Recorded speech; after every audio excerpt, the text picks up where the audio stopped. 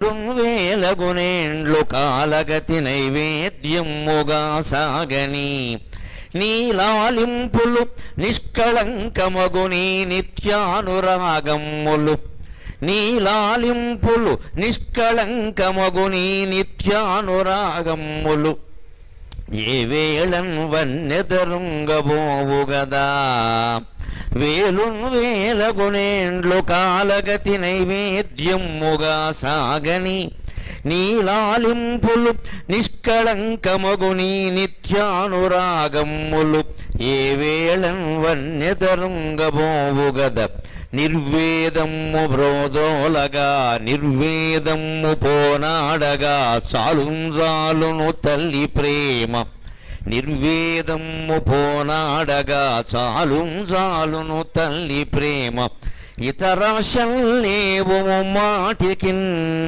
ఇతరాశల్లేవు ముమ్మాటికిన్. ఈ సంవత్సరం క్రోధి అనే పేరుతో ఉండడం వల్ల చాలామందికి భయంగా ఉంది. కోపాలు ఎక్కువైపోతాయేమో, దెబ్బలాడేసుకుంటారేమో అందరం, ఎంట బయట కూడా తగాదాలు పెరిగిపోతాయేమో అని. సంవత్సరం పేరుకి సంవత్సరంలో జరిగే ఘట్టాలకి ఎటువంటి సంబంధము ఉండదు. మనిషి పేరుకి అతని జీవితానికి సంబంధం లేనట్టే. మనం పెద్ద హరిశ్చంద్ర ప్రసాద్ అని పేరెడతాం, వాడు బతుకంతా అబద్ధాలే చెబుతాడు. పెట్టేవాళ్ళు కూడా వాడు సత్యవంతుడు కావాలని ఏం పెట్టలేదు. హరిశ్చంద్రులా చక్రవర్తి కావాలని పెట్టారు. వీళ్ళకి కావాల్సిన చక్రవర్తి అవడం, సత్యానికి కట్టుబడడం కాదు. మనం గొప్పదనాన్ని అంగీకరిస్తాం కానీ మంచిదనాన్ని అంగీకరించలేం. మనం గొప్పవాళ్ళు కావాలి, అందరూ గొప్పవాళ్ళు కావాలి. వాడు దుర్మార్గుడైనా పర్వాలేదు, గొప్పవాడు కావాలి. Famous, not goodness. ఆ గొప్పవాడు కావడం అనేది వదిలిపోయి మంచివాళ్ళు కావాలనేది లక్ష్యంగా పెట్టుకుంటే ఏ ఉగాదైనా ఒకటే. ప్రతి ఋతువు వసంత ఋతువే, ప్రతి సంవత్సరము ఆనందనామ సంవత్సరమే. అంచేత సంవత్సరం పేర్లన్నీ ఎలా ఏర్పడతాయంటే, ఇదివరకు ఎప్పుడో అవి ఏర్పాటు అయినప్పుడు కొన్ని వేల ఏళ్ల క్రితం జరిగిన ఘట్టాలను బట్టి, జరిగిన యుద్ధాలను బట్టి, పరిపాలించినటువంటి పాలకులను బట్టి, అప్పటి ప్రజల ఆనందాన్ని బట్టి రకరకాలుగా ఏర్పడతాయి. మన పంచాంగంలో ప్రత్యేకించి నక్షత్రాల పేర్ల మీద కూడా కొన్ని సంవత్సరాలు ఏర్పడతాయి. నక్షత్రాల గమనాన్ని బట్టి అక్కడ ఆ ప్రభావం కారణంగా వచ్చే అతివృష్టి, అనావృష్టి, క్షామం, కరువు మొదలైన వాటిని బట్టి కూడా పేర్లు ఏర్పడతాయి. పైగా మన సంవత్సరాల్లో ఎప్పుడూ ఒక తాత్విక రేఖ ఉంటుంది. ఒక బిడ్డకి పేరు పెట్టడంలో పూర్వకాలం తల్లిదండ్రులు చాలా తాత్వికంగా ఆలోచించేవారు. మహర్షులు ఇంట్లో పిల్లలు పుడితే పేర్లు పెట్టేవారు కాదు. కత్యాయనుడు అనే మహర్షి ఇంట్లో అమ్మవారు పుట్టింది. అమ్మవారి పేరు కాత్యాయని, ఎందుకంటే వాళ్ళ నాన్న పేరు, అంతకంటే ఏం లేదు. శకంభరుడు అనే మహర్షి ప్రార్థిస్తే కరువు కాలంలో అమ్మవారు ఆయన ఇంట్లో పుట్టింది. అమ్మవారి పేరు శాకంభరి, వాళ్ళ నాన్న పేరు శకంభరుడు, అంతకంటే ఏం లేదు. పేరు పెట్టేవారు కాదు. అప్పట్లో ప్రజలకి పేరు పెట్టే అలవాటు లేదు, పేరు తెచ్చుకునే అలవాటే ఉంది బాగా. వాళ్ళు ఏ రకంగా పేరు తెచ్చుకుంటే ఆ పేరు ఖాయమయ్యేది. అందుకని పేరు పెట్టేవారు కాదు. ఎవరు అంటే ఫలానా వారు అబ్బాయి అనేవారు. తండ్రి పేరు మీదో తల్లి పేరు మీద కౌంతేయులు, పాండవులు, అంతేగాని వాళ్ళ పేర్లు తరచు ప్రస్తావించడు వ్యాస మహర్షి. ధర్మరాజు, అర్జునుడు అంటూ ఎక్కువసార్లు చెప్పడు. చాలాసార్లు వాడిన పదం ఏంటంటే కౌంతేయులు, పాండవులు. కౌంతేయులు అంటే కుంతి కుమారులు, మాద్రేయులు అంటే మాద్రి కుమారులు, పాండవులు అంటే పాండురాజు కుమారులు. కౌరవులు అయితే ఇంకా చిన్నమాట కౌరవులు. 100 మందికి అదే పేరు. వాళ్ళ పేర్లు ప్రత్యేకించి కంఠస్థం చేస్తే చెబితే తప్ప మనకి తెలియవు ఎవరివి. అందరి పేర్లు కలిపి కౌరవులు అంతే. కురు వంశం వాళ్ళు కౌరవులు అంతే. అంచేత పేరుకి అంత ప్రాధాన్యం ఇయ్యలేదు ఇప్పుడు మనం ఊరికే బాగా తాపత్రయాలు పెంచేసుకుని పిల్లలకి పేరు పెట్టాలి అనగానే ఓ పెద్ద 3 నెలల టెన్షన్. దీనికోసం పత్రికలన్నీ తిరగేయడం, మాబోటిగాళ్ళందరినీ సంప్రదించడం, లలితా సహస్రం అంతా ఈ చివరి నుంచి ఆ చివరికి గాలించేయడం. మగపిల్లలైతే విష్ణు సహస్రం అంతా గాలించేయడం. ఇందులో ఎవళ్ళు ఒకళ్ళు విష్ణువు కాదు, ఒకళ్ళు లలిత కాదు. ఒకళ్ళు డాక్టర్, ఒకళ్ళు ఇంజనీర్ చేస్తారు, ఇద్దరు ఆస్ట్రేలియా పోతారు, ఇక్కడ ఉండరు. వీడికి లలిత అయితే విష్ణువు అయితే పని లేక. మన అజ్ఞానం అంతా ఇలాగే ఉంటుంది. ఇక్కడ ఒక పెద్ద పేరు పెట్టేస్తే వాడు ఏదో పెద్దవాడవ్వాలన్న మన ఉద్దేశం, మంచివాడవ్వాలనే ఉద్దేశం ఉండట్లేదండి. దయచేసి గమనించాలి. పిల్లలు మంచివాళ్ళు అవ్వాలని కోరుకోవాలమ్మా, పెద్దవాళ్ళు గొప్పవాళ్ళు కావడం కాదు. పిల్లలు మంచివాళ్ళు కావాలని కోరుకోవాలి. ఆడపిల్లైనా మగపిల్లాడైనా మంచివాడై ఉండడం, సత్యానికి కట్టుబడడం, ధర్మానికి కట్టుబడడం ముఖ్యం. కానీ వాడు ఏదో చాలా గొప్పవాడు అవ్వడం, బాగా సంపాదించడం ముఖ్యం కాదు. సత్యానికి ధర్మానికి కట్టుబడితే వాడు ఎలాగూ గొప్పవాడు అవుతాడు, అనుమానమే లేదు. ఆ రకంగా గొప్పవాడు కావాలి. అందుకే మన సంవత్సరాల పేర్లు గమనిస్తే 3 విశేషాలు ఉంటాయి. ప్రభవ, విభవ, శుక్ల, ప్రమోదూత, ప్రజోత్పత్తి, ఆంగీరస, శ్రీముఖ, భావ, యువ, ధాత, ఇలా వరుసగా ఉంటాయి కదా. 60 సంవత్సరాలు మొత్తం. అందుకే మనం షష్ఠి పూర్తి చేసుకుంటాం తెలుగు వాళ్ళం. విదేశాల్లో కాదు, భారతదేశంలో కూడా షష్ఠి పూర్తి చేసుకునే పండగ అంత ఎక్కడ లేదు. తెలుగునాటే ఉంటుంది, దక్షిణ భారతంలో ఉంటుంది. ఎందుకంటే ఈ 60 సంవత్సరాల పంచాంగం అనేది మనకి దక్షిణ భారతానికి, అందున తెలుగునాట ప్రత్యేకం. ఇదే పంచాంగం అన్నిటా కొనసాగుతుందని మనం చెప్పలేము. ఉత్తర భారతంలో ఇది ఉగాదిగా ఎవరో పాటిస్తారో లేదో చెప్పలేము దానికి. అది రకరకాల పంచాంగాలు మళ్ళీ వేరుగా ఉన్నాయి నిజానికి. మనకి ఎందుకు వచ్చింది ఇది అంటే ఒక తాత్విక దృక్పథం. ఒక మనిషి ఇప్పుడు ఈ క్రోధినామ సంవత్సరంలో ఎవరైనా పుడితే మళ్ళీ ఆయనకి 60 అయ్యేసరికి క్రోధినామ సంవత్సరం వస్తుంది వరుసగా. అంటే ఒక రౌండ్ చూసేసాడు ఆయన, ఒక ఆవృత్తి. అంటే జీవితంలో ఒక సంతృప్తిని సాధించాడు. అన్ని సంవత్సరాలు నేను చూశాను అంటే ఏమిటి? ఇందులో క్రోధి ఉంది, ఆనందనామ సంవత్సరం ఉంది, మన్మథనామ సంవత్సరం ఉంది శృంగారానికి ప్రత్యేకగా, అక్షయనామ సంవత్సరం ఉంది, ప్రభవ అంటే పుట్టడం అది ఉంది, విభవ అంటే వైభవం పొందడం అది ఉంది, శుక్ల అంటే తెల్లగా స్వచ్ఛంగా ఉండడం అది ఉంది, రుధిరోద్గారి అంటే నెత్తురు కక్కుకోవడం అది కూడా ఉంది. ఇన్ని రకాల పేర్లు సంవత్సరాలకు ఎందుకు పెట్టారు అంటే 60 ఏళ్ల జీవితంలో నువ్వు ఆనందంగానూ ఉంటావు, దుఃఖము పడతావు, కోపము వస్తుంది, నెత్తురు కక్కుకుంటావు. అన్నింటికీ సిద్ధంగా ఉండు మహానుభావ. ఆ పరిణామాలు ఏవి మార్చేద్దామని చూడొద్దు. మనం పంచాంగం చూడగానే ఏమనుకుంటామంటే ఆదాయం 2, వ్యయం 11 అనుకోండి, కర్మకాలి. దీన్ని ఎలా మార్చేయాలని చూస్తాం. నీ వల్ల కాదు, బ్రహ్మదేవుడి వల్ల కాదు దాన్ని మార్చడం. మనం మార్చుకోగలిగింది మన మనస్సును ఒక్కటే.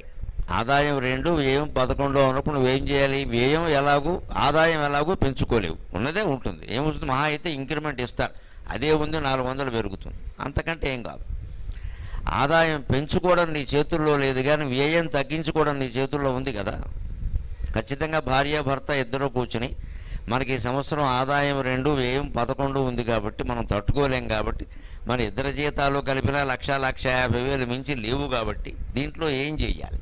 ఇదివరకు ఏం పెట్టాం ఖర్చులు, ఇప్పుడు కొత్తగా ఏం పెట్టకుండా తగ్గిద్దాం అంటే వ్యయం తగ్గించుకోవచ్చుగా. అంచేది ఎప్పుడు ఆదాయం 2 రకాలుగా ఉంటుంది. ఒకటి మనం సంపాదించే ఆదాయం, 2 ఖర్చుల్లో తగ్గించుకోవడం ద్వారా మిగిల్చుకునే ఆదాయం. ఏది మన చేతిలో ఉందో అది ముందు మనం చెయ్యాలి. ఆదాయాన్ని పెంచుకోవడం మన చేతిలో లేదు. దీన్నే పాజిటివ్ థింకింగ్ అంటారు, అనుకూల దృక్పథం అంటే ఇదే. అక్కడి నుంచి పంచాంగాలు పట్టుకోవడం, తిరగేసేయడం.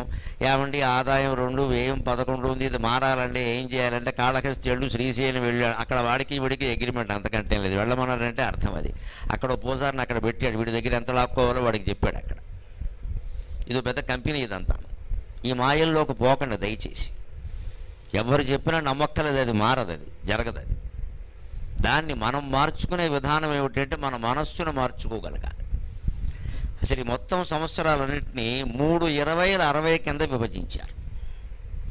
60 సంవత్సరాల ఒక ఆవృత్తి పూర్తిగా చూశాడు కాబట్టి మనిషికి షష్ఠి పూర్తి అయితే జీవితాన్ని మొత్తం చూసినట్టు లెక్క. అన్ని ఘట్టాలు, ఆనందదాయకమైన ఘట్టాలు చూశాడు, దుఃఖదాయకమైన ఘట్టాలు చూశాడు. అంటే పరిపూర్ణమైన మనిషి. పరిపూర్ణమైన మనిషి అంటే ఎప్పుడైనా సుఖపడినవాడు కాదు, సుఖ దుఃఖాలు 2 అనుభవించినవాడు. జీవితంలో పరిపక్వత అంటారు, పండడం అంటారు. ఒక చెట్టు కాయ పండినప్పుడు మీరు చూడండి, పిందిగా ఉన్నప్పుడు దానికి కొన్ని ఇబ్బందులు ఉన్నాయి, అప్పుడే రాలిపోవచ్చు. కొంతమంది పిల్లలు కసుకాయలు తినేస్తారు, ఆ పచ్చికాయలు, వాళ్ళకి సరదాగా ఉంటుంది, అయిపోయింది, దాని బతుకు అయిపోయింది. లేదు కొంచెం ఎదగచ్చు, కాయ అవ్వచ్చు. కాస్త కాయ దశలో మామిడికాయను కోసేస్తాం, ఊరగాయ పెట్టుకోవాలి కాదు, పండే వరకు ఆగుతారు. ఆవిడ పండితే ఊరగాయకి పనికిరాదుగా. కానీ అదే ఊరగాయ కాయ కాసే చెట్టును అలా వదిలేస్తే పండుతుంది కూడా. రసాలు అంటారు, రసాలు ఊరగాయ పెట్టుకుంటారు, మామిడి పళ్ళ కింద కూడా తింటారు, పండుతాయి, పండితే బాగానే ఉంటాయి. అంచేత పండనివ్వాలి. పండాలి అంటే కాలం ఆగాలి, వేచి చూడాలి. ఎప్పుడు కాలాన్ని జయించే విధానం ఏమిటి అంటే మౌనంగా వేచి చూడడం, ఏమీ చెయ్యడం కాదు. కాలానికి ప్రతిక్రియ చేయకూడదు. ఏమీ చేయకుండా వేచి చూస్తే కాలం బాగానే ఉంటుంది. వేసవకాలం మధ్యాహ్నం ఎండ మండిపోతూ ఉంటే కాస్త ఇంట్లో లోపల కూర్చుని వేచి చూస్తే సాయంత్రం 5 తర్వాత మీరు కిటికీ తలుపు తీయండి, ఎంత అద్భుతంగా ఉంటుందో, ఎంత గాలి వస్తుంది, ఎంత హాయి. మీరు ఏం చేయక్కర్లా వేరే. ఈలోపు కంగారు పడిపోయి 6 బయట కూడా ఏసీలు పెట్టేస్తామంటే ఎవడేం చేస్తాడు? ఇంకా ఆ మాత్రం కూడా తట్టుకోలేకపోతే అంత వేడిగా ఉన్నప్పుడు లోపల కూర్చో, ఓ 2 గంటలు వేచి చూడు, కాస్త ఏదైనా పుస్తకం చదువుకోగలిగితే చదువుకో. దానికి ఇబ్బందిగా ఉంటే కళ్ళు మూసుకొని జపం చేసుకో. భగవంతుడిని జపించే అవకాశం అస్తమానం వస్తుందా? దాంతో అన్నీ మారిపోతాయి, అన్నీ మనకు అనుకూలంగా మారుతాయి. మన చేతిలో ఉన్న పనిది. 5 కాగానే కిటికీ తలుపులు తీస్తే, లేదు సింహద్వారం తలుపులో దొడ్డు తలుపులో తీస్తే బ్రహ్మాండమైన గాలి వస్తుంది. తూర్పు వైపు నుంచి పడమర వైపు నుంచి కూడా ఆ గాలిని ఆస్వాదించవచ్చునే. కాలాన్ని వేచి చూడడం అంటే అర్థం అది. ఆ వేచి చూడగలిగితే మనకి మంచి ఫలితాలు వస్తాయి. అందుకని 60 అవగానే ఒక పండుగ చేసుకోవడం అనే సంప్రదాయం మనకి ఎందుకు వచ్చింది అంటే, ఈ 60 ఏళ్లలో ఈ ఆడది ఈ మొగాడు ఎవరైనా అన్ని దుఃఖాలు పడ్డారు, అన్ని సుఖాలు అనుభవించారు. తద్వారా ఒక పండు పండినట్టే పండారు. ఇంకా వాళ్ళని ఏ దుఃఖము ఏం చేయలేదు, అలాగే ఏ సుఖము కూడా వాళ్ళని మురిపింప చేయలేదు. 60 ఏళ్ళు దాటినటువంటి దంపతులను చూడండి, ఇంకా ఏమి ప్రత్యేకమైన సుఖాలు ఏమి అనుభవించాలనుకుంటారు? ఉన్న చోట ప్రశాంతంగా ఉంటే చాలు, ఇలా ప్రాణం వెళ్ళిపోతే చాలు, ఇంకా ఇంతకంటే మార్పులు ఏమి వద్దు అనుకుంటారు. ఇలా అనుకోగలిగిన వాళ్ళు ఎవరు? పరిపక్వత చెందిన వాళ్ళు. యువతరం ఇలా అనుకోలేరు. ఏదో పొందాలి, ఏదో చెయ్యాలి, ఏదో చెందాలి, దానికోసం ఎంత ఘర్షణైనా పడాలి అన్న ధోరణిలో ఉంటారు. 60-70 దాటేసరికి ఈ ఘర్షణలు మాకొద్దు, ప్రశాంతంగా వెళ్ళిపోతే చాలు అనే ధోరణికి వస్తారు. అదే తత్వం క్రమంగా నేర్చుకుని 20 వాడు 60లోకి వెళ్ళేసరికి పరిపక్వత చెందాలి. ఇది కావాలని కోరుకోవడం కాదు, ఏది జరిగినా ఒప్పుకునేలా ఉండాలి. యాక్సెప్టెన్స్ యాజ్ ఇట్ ఈజ్ అంటారు.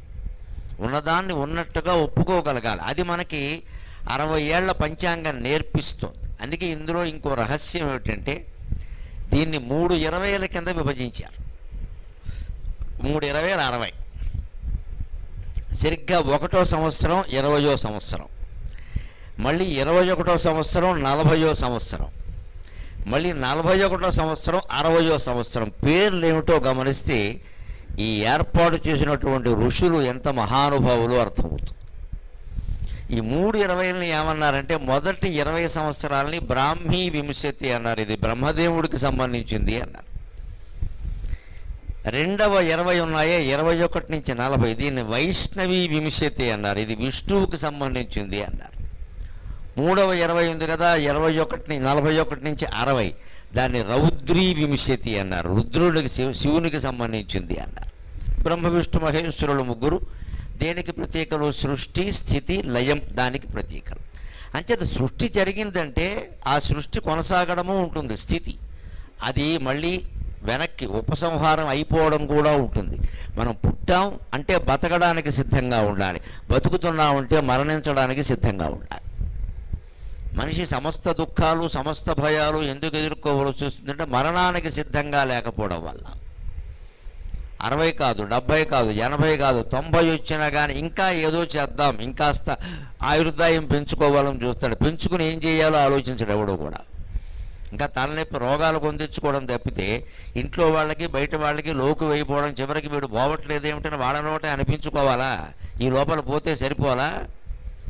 ఇంకా మనకి వినపడేలా ఒక మాట, వినపడకుండా ఒక మాట, ఇవన్నీ మనం వింటూ ఉండాలి. అవసరమా? ఈ పరిపక్వతను మనిషి సాధించాలి. అందుకోసం బ్రాహ్మీ వింశతి సృష్టి ప్రారంభమైతే, వైష్ణవీ వింశతి సృష్టి కొనసాగడం అయితే 20 ఏళ్ళు, రౌద్రీ వింశతిలో సృష్టి ముగించడం ఉంటుంది. జీవితమేనా అంతే. సరిగ్గా సంవత్సరాల పేర్లు గమనించండి, ఆ పెట్టిన వాళ్ళు ఎంత గొప్పవాళ్ళు అర్థమవుతుంది. మొదటి 20 సంవత్సరాల్లో మొదటి సంవత్సరం ఏమిటండి? ప్రభవ. ప్రభవ అంటే పుట్టడం, ప్రభవించాడు అంటారు. ప్రభవించడం అంటే పుట్టడం. సరిగ్గా 20వ సంవత్సరం వ్యయ. వ్యయ అంటే ఖర్చు అయిపోవడం. అంటే పుట్టిన ప్రతివాడు ఖర్చు అయిపోతాడు. సిద్ధంగా ఉండి ఇది నేర్చుకో. ముందు 20 ఏళ్లలో నేర్చుకోవాల్సింది ఏమిటంటే నువ్వు ఎన్ని గంతులు వేసినా ఎంత అభివృద్ధి సాధించినా పోతావు. దానికి సిద్ధంగా ఉండు. దానికి స్వాగతం చెప్పక్కర్లేదు, ఎదురు చూడక్కర్లేదు, సిద్ధంగా ఉంటే చాలు. గాలి వీస్తుంటే మనం చేయాల్సిన పని ఏమిటి? గాలి ఆస్వాదించడానికి సిద్ధంగా ఉంటే చాలు. దానికి ఇలా చేతులు చాపకూడదు, కొంత గాలి ఆగిపోతుంది. అలాగని లేచి నిలబడొద్దు, పరిస్థితి దెబ్బతింటుంది. ఎలా ఉన్నావో అలాగే ఉండు, హాయిగా ఉండు, దానికి సిద్ధంగా ఉండద్ది. ఆ సిద్ధంగా ఉండడమే జీవితంలో చాలా విజయాలు సాధించేలా చేస్తుంది. అందుకోసం మొదటి 20 గమనిస్తే ప్రభవ వ్యయ అంటే పుట్టిన ప్రతివాడు పోతాడు. అది పుట్టింది అంటే వ్యయం అయిపోతుంది, తప్పదది. రెండవ 20 గమనించండి, వైష్ణవి వింశతి 21-40 సంవత్సరాలు. వ్యయ తర్వాత సరిగ్గా సర్వజిత్ సంవత్సరం వస్తుంది. 21వ సంవత్సరం పేరు సర్వజిత్, 40వ సంవత్సరం పేరు పరాభవ. ఎంత ఆశ్చర్యం! ఇది స్థితి. జీవితం నడిచే స్థితి ఎలా ఉంటుందంటే సర్వజిత్.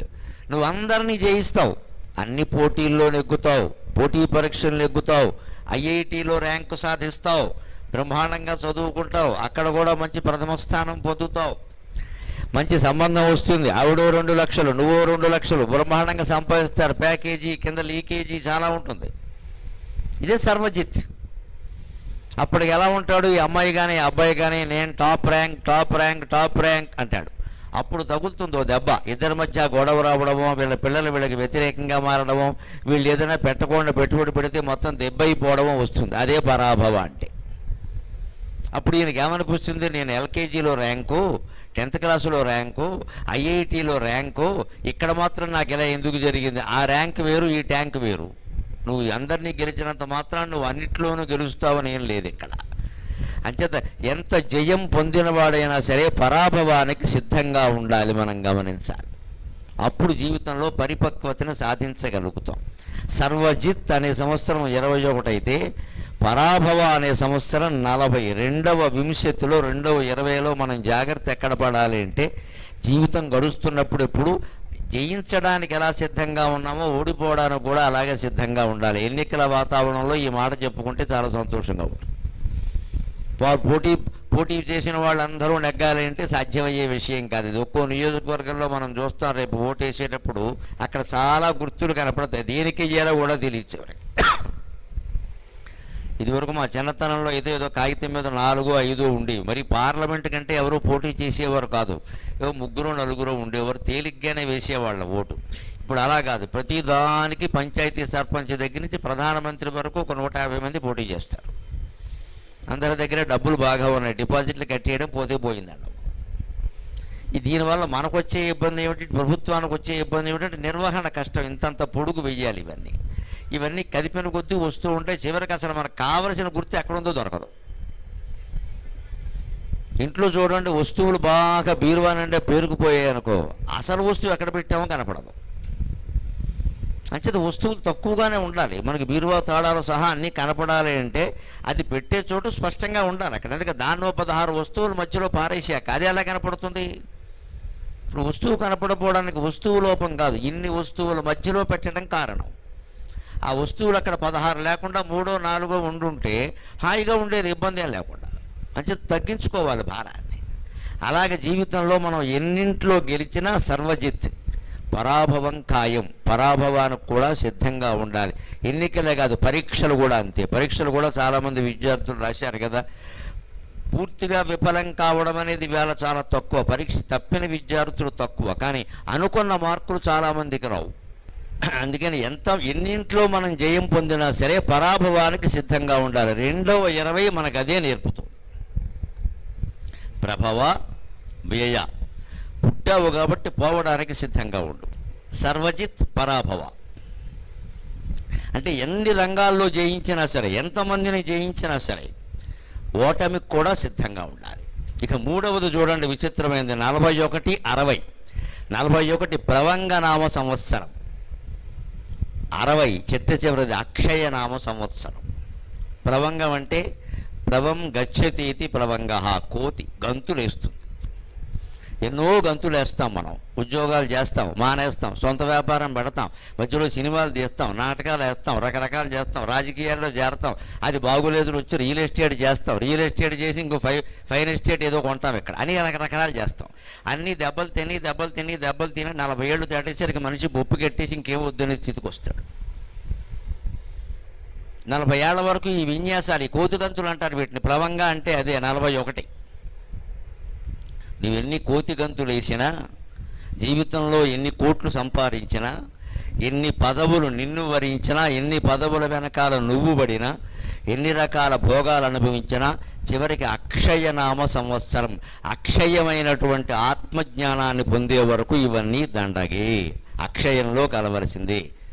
అక్షయంబుగ కాశీలోపల అన్నపూర్ణ భవానివై, సాక్షి గణపతి కన్న తల్లివి సద్గుణావతి శాంభవి అని అమ్మవారి స్తోత్రంలో చెబుతారు. శ్రీగిరి భ్రమరాంబిక అక్షయంబుగ కాశీలోపల అన్నపూర్ణ భవానివై. అన్నపూర్ణాదేవి అన్నం వడ్డిస్తుంటే అది అక్షయ పాత్ర, అందులో అయిపోవడం అనేది ఉండదు. మన జీవితంలో ప్రతిదీ క్షయమే, అందుకే క్షయనామ సంవత్సరం కూడా ఉంది.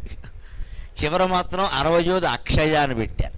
అంటే నువ్వెన్ని ప్లవంగం జీవితంలో కోతిగంతులు ఎన్ని వేసినా చివరికి అక్షయమైన ఆత్మజ్ఞానంతో పరమాత్మలో కలిసే వరకు ఈ గంతులు నడుస్తూనే ఉంటాయి. ఈ గంతుల్ని నమ్మవద్దు అని ఈ 3 20ల ద్వారా మనకి 60 సంవత్సరాల జ్ఞానాన్ని మన ఋషులు అందించారు. ఒకటి ప్రభవ వ్యయ, మొదటి 20. పుట్టాము అంటే పోతాం, ఈ నమ్మకం ఖచ్చితంగా ఉంటే భయపడం. రెండోది సర్వజిత్ పరాభవ, మనం ఎన్ని విజయాలు పొందినా సరే ఓటమి కూడా ఖాయంగానే ఉంటుంది, దానికి సిద్ధంగా ఉండాలి. ఓటమి లేకుండా ఉండడం ఎలా అనొద్దు, ఓటమి తట్టుకోవడం ఎలా అని అడగాలి. ఓటమి తట్టుకోవడం ఎలాగా, ప్రతి ఓటమి కూడా మనకు ఒక అనుభవాన్ని ఇస్తుంది ఖచ్చితంగా. తర్వాత గెలవడానికి అది సహకరించవచ్చు. లేదు ఈ 2 సార్లు 3 సార్లు ఓడిపోవడం వల్ల, జీవితంలో కొన్ని దెబ్బలు తినడం వల్ల ఇంకా వ్యాపారం మనకు వద్దు అనిపించవచ్చు, అది కూడా ఒక మంచి విషయమే కదా. వద్దనే నిర్ణయానికి వచ్చేసాం కదా. అలాగే చివర ఎన్ని గంతులు వేసినా, రకరకాల ఉద్యోగాలు మారినా, పరిస్థితులు మారినా, వ్యాపారాలు మారినా, చివరికి కర్మ కొద్దీ సంసారాలే మార్చేసినా, ఎన్ని గంతులు వేసినా చివరికి ఏమర్థం అవుతుంది? పార్థనయం అని అర్థం అవుతుంది. అప్పుడే మనిషి తెలుసుకుని అక్షయంబుకు కాశీ లోపల అక్షయమైన ఆత్మజ్ఞానాన్ని పొందే ప్రయత్నం చేస్తాడు. ఇది 60 సంవత్సరాల్లో ఉండే రహస్యం. ఇంకా కాల మహిమ ఎలా ఉంటుందంటే భర్తృహరి సుభాషితాల్లో చెబుతాడు ఖచ్చితంగా. కాలానికో నమస్కారం, ఓ మహాకాలమా, నువ్వు చేస్తున్న ఘనకార్యాలు మేము ఎవరిని చేయడం లేదు అన్నాడు ఇక్కడ. బ్రహ్మాయేన కులాలవన్ని యమితో బ్రహ్మాండ భండోదరి, విష్ణుర్యేన దశావతార గగనే క్షిప్తో మహాసంకటే, రుద్రోయేణ కపాలపాణిపుటకే భిక్షాటనం కుర్వతే, సూర్యో భ్రామ్యతి నిత్యమేవ గగనే కాలాయ తస్మై నమః. కాలం ఎంత గొప్పది అంటే బ్రహ్మ విష్ణు మహేశ్వరులను సైతం రకరకాల ఇబ్బందుల పాలు చేస్తోంది. మనం అనుకుంటాం విష్ణుమూర్తి గుళ్ళోకి వెళ్ళి దండం పెడతాం, రాముడు కృష్ణుడు అందరి గుళ్ళల్లోకి వెళ్ళి దండం పెడతాం, మన కష్టాలు తీర్చమని అడుగుతాం. రామచంద్రమూర్తి వెంటనే మనం వెళ్ళిపోయాక సీతాదేవిని ఏం అడుగుతాడంటే, సీత మనం పడిన కష్టాల సంగతి ఏమిటని అడుగుతాడు ఆయన. వీడెవడో వచ్చి గంట కొట్టి వాడి కష్టాలు తీర్చమంటాడు. అసలు నువ్వు నేను పడిన కష్టాలు ఇంకెవడైనా పడ్డాడా ఇక్కడ? 6 నెలలు రావణాసుడు దగ్గర ఉండి నువ్వెంత యాతన పడ్డావు, నువ్వు లేక నేనెంత యాతన పడ్డాను. తెల్లారితే పట్టాభిషేకం సుఖంగా నువ్వు పట్టు చీర ఏం కట్టుకోవాలని నన్ను అడిగావు, మీ పుట్టింటి వాళ్ళు పెట్టింది కట్టుకోమని చాలా లౌక్యంగా చెప్పాను నేను. నువ్వు శుభ్రంగా సిద్ధపడిపోయావు, దానికి తగిన అంచు, లైనింగు, జాకెట్టు అన్నీ కూడా సిద్ధం చేసుకుని సిద్ధమైపోయావు. ఫ్యాషన్ డిజైనర్ కబురు చేసేసి వెంటనే నేను బ్యూటీ క్లినిక్ కూడా కబురు చేసావు, మర్నాడు ప్రత్యేకమైన మేకప్ చేసుకోవాలని. ఇదంతా మొత్తం అడవిపాలు అయిపోయింది కదా తెల్లారేసరికి. మరి మనం పడిన కష్టాలు ఎవరన్నా పడ్డారా? వీడెవడు నా గుళ్ళోకి వచ్చి నా కష్టాలు పోగొట్టమంటాడు, బుద్ధుందా వీడికి ఏమన్నా అంటాడండి ఖచ్చితంగా రామచంద్రమూర్తి. ఎందుకంటే ఆయన పడిన కష్టాలు మనం పడ్డామండి. పోనీ శ్రీకృష్ణుడు ఏదో పెద్ద వేణువు వాయిస్తూ గోవు పెట్టుకుని ఏదో ఆనందదాయకుడిలా కనపడతాడు, ఆయన పడిన కష్టాలు రాముడు కూడా పడలేదు. రాముడు కనీసం పుట్టిన తర్వాత 12 ఏళ్ల పాటు వైభవంగా నడిచింది. పెళ్ళయ్యే వరకు పెళ్ళయ్యాక కూడా బాగానే ఉన్నాడు. పెళ్ళయ్యాక 12 ఏళ్ళు కాపురం చేశారు. సీతాదేవి రాగానే వనవాసం ఏమి రాలేదండి. అలాగా తప్పు ఆవిడ కొంతమంది అంటారు తెలియక. ఆవిడ పాదం పెట్టింది అడవులకు వెళ్ళిపోయి, అలా జరగలేదు. ఇవన్నీ మన సెంటిమెంట్లు, రామాయణం చదవకుండా మాట్లాడటం. 13వ ఏట రాముడికి వివాహమైంది. తర్వాత సీత వ్యక్తురాలయ్యాక కాపురానికి వచ్చింది. 25 ఏళ్ల వయస్సు ఇచ్చాక రాముడు వనవాసానికి వెళ్ళాడు. అప్పటికి సీత వయస్సు 18 ఏళ్ళు. వీళ్ళిద్దరికి 7 ఏళ్ళు తేడా ఉంది. అంచేత ఆవిడ కాపురం చేసింది. ఆవిడ వచ్చాకే తర్వాత ఎప్పుడో వచ్చింది. మన అంచేత 18 ఏళ్ళు 25 ఏళ్ళు ఆయన, 18 ఏళ్ళు ఈవిడే ఏ కష్టాలు లేకుండా బాగానే ఉన్నారండి. తర్వాతే కదా వచ్చినవన్నీ, ముందు నుంచి ఏమి రాలేదు. కానీ కృష్ణుడికి అలా కాదు, దౌర్భాగ్యం. పుట్టిన వెంటనే సొంత మేనమావ 30 హత్యా ప్రయత్నాలు చేశాడు ఆయన మీద. మన ఎవరికైనా జరిగింది అలాగే? మన మేనమావలు అంతా ఎంత మంచివాళ్ళు. ఒక్కడ కూడా కంసుడు లాంటి మేనమావ లేడు ఇక్కడ. మనం మాత్రం సెంటిమెంట్ ఎలా పెట్టుకుంటామంటే దారుణంగా, ఎవరైనా పిల్ల కానీ పిల్లాడు కానీ రోహిణి నక్షత్రంలో పుడితే మేనమావని కాశీ పంపిస్తారు. మేనమావ గండం ఎక్కడి నుంచి వచ్చింది? గండం అంటే ప్రతి పిల్లాడు మేనమావని చంపేస్తాడా? ఇదే మన పిచ్చి అంటే. చైతన్యానికి చేతస్థానికి తేడా ఇది. పురాణ ఘట్టాల నుంచి నేర్చుకోవలసిన చైతన్యం ఏమిటంటే, నాయనా ఒక్కోసారి నీకు బాగా దగ్గర వాడే నీకు శత్రువు కావచ్చు, జాగ్రత్త పడు జాగ్రత్త పడు. అది కృష్ణుడి కథ నుంచి మనం నేర్చుకోవాలి. మేనమామ ఏంటి భార్య శత్రువు కాకూడదా, భర్త కాకూడదా? పిల్లలే అవుతున్నారు ఈవేళ. పిల్లలకి తల్లిదండ్రులే శత్రువులు అవుతున్నారు ఒక్కోసారి భయంకరంగా. వాళ్ళ యోగక్షేమాలు పట్టించుకోకుండా వీళ్ళ స్వార్థాలు చూసుకుని వీళ్ళే శత్రువులు అవుతున్నారు. అంచేది ఎవరికెవరు శత్రువు కాదండి. సొంత మేనమావ కంసుడు కృష్ణుడి మీద హత్యా ప్రయత్నాలు చేశాడంటే ఆ చరిత్ర విని మనం ఏం నేర్చుకోవాలి? బాబు అయిన వాళ్ళ దగ్గర కూడా జాగ్రత్తగా ఉండాలరా, కాని వాళ్ళు కాదు అని నేర్చుకోవాలి. ఇది చైతన్యం. చాదస్తం అంటే ఏమిటంటే కృష్ణుడి నక్షత్రం ఏమిటో కంసుడి నక్షత్రం ఏమిటో కనుక ఆ నక్షత్రం మనకు లేకుండా ఉంటే చాలు. అది కుదురుతుందా? ఒకటే అవ్వాలని ఏం లేదు కదా ఇక్కడ. ఇదే చైతన్యము చాదస్తము అంటే. నక్షత్రాన్ని బట్టి లెక్కలేయకూడదు. అక్కడ ఏవో నక్షత్రాలు ఉంటాయి, 27 నక్షత్రాలు అక్కడ మారేశారు, ఏం చేస్తావు అని అడిగి తలో పేరు పెట్టారు. ఇంక దాన్ని బట్టి ఇంకా ఓ విపరీతాలు పడిపోయి వాళ్ళ పెళ్ళిళ్ళు అవ్వట్లేదు చాలామందికి నక్షత్రాల కారణం. కొన్ని నక్షత్రాల్లో పుట్టిన ఆడపిల్లలను అసలు ఎవరు చేసుకోవట్లేదు. మూల నక్షత్రం ముఖ్యంగా, మూల మా అమ్మవారి నక్షత్రం, సరస్వతీదేవి నక్షత్రం. మూలా నక్షత్రం అమ్మాయిని చేసుకుంటే బోళ్ళు చదువు వస్తుంది, అనుమానం ఏమీ లేదు. సరస్వతీదేవి మీద నమ్మకంతో చెబుతున్నాం. మూలా నక్షత్రం సరస్వతి. మనకి సెంటిమెంట్ ఏమిటి? మూల అంటే మూల కూర్చోవడం. ఆ మూల సంస్కృత మూల, తెలుగు మూల కాదు అది. సంస్కృతంలో మూలా నక్షత్రం అంటే మూల పురుషుడు, మూల దైవం, అందులో అక్క లెక్క. మూలం అంటే ప్రధానం అని అర్థం అక్కడ. తెలుగులో మూల అంటే మారుమూల, ఏదో మూల, ఈశాన్యం మూల. ఈ మూలను పట్టుకెళ్ళి దానికి అంటకట్టి ఇంక మూల మానేసి ఇంకో ఆ నక్షత్రంలో పుట్టిన అమ్మాయి ఏడుస్తూ కూర్చోవాలి ఇంకెక్కడ. ఈ నమ్మకాల నుంచి బయటపడాలి. దానికి ఏమిటంటే భర్తృగారు చెబుతున్నది, బ్రహ్మ విష్ణువు ఈశ్వరుడు చేతో నానా కష్టాలు పడ్డారయ్యా, వాళ్ళు ఏమో సుఖంగా లేరు. బ్రహ్మాయేన కులాలవన్నిజమితో బ్రహ్మాండ భాండోదరే. బ్రహ్మదేవుడు చేసే పనికి, కుండలు తయారు చేసే కుమ్మరి పనికి తేడా ఏమీ లేదని నిజం చెప్పాలంటే. కుమ్మరాయన కుండలు చేస్తాడు, ఇలా తిప్పి తిప్పి తిప్పి తిప్పి చాలా కష్టపడి ఇలా తిరుగుతూ ఉంటే మట్టి చెయ్యి అడ్డం పెట్టుకుని పాపం చాలా ఇదిగా పైన కర్ర పెట్టుకుని చాలా యాతన పడి చేస్తాడు. కొండ మీద కొండ, కొండ మీద కొండ, పచ్చి కుండలు బాగా ఎండబెట్టి బోర్లు ఇస్తాడు. వాళ్ళ మానవుడు రాత్రి పడుకుని తాపు దంతాడు, శ్రీమద్ రమారమణ గోవిందో హరి. వాడిని ఏమైనా పొరపాటును కొట్టేటంటే కూతురో కొడుకో వస్తాడు, నాన్న మా అబ్బాయిని కొడతావా అని. ఇప్పుడు చేసిన పని అంతా ఏమైంది? అలాగే బ్రహ్మదేవుడు కుమ్మరిలాగా ఇన్ని కుండలు, మన శరీరాలనే కుండలన్నీ ఆయనే తయారు చేస్తున్నాడు. ఇందులో ప్రతిరోజు కాదమ్మా, ప్రతి గంట కాదు, ప్రతి క్షణానికి ఎన్ని పగిలిపోతున్నాయో అందరికీ తెలుసు. ఒక్క నిమిషం గడిచింది అంటే ప్రపంచంలో లక్షల మంది చనిపోవడం కాదండి, దారుణమైన వార్త. ఒక నిమిషం గడిచిందంటే దేశం మొత్తంలో 2 చనిపోతున్నారమ్మా రోడ్డు ప్రమాదాల కారణంగా. నిమిషానికి 2.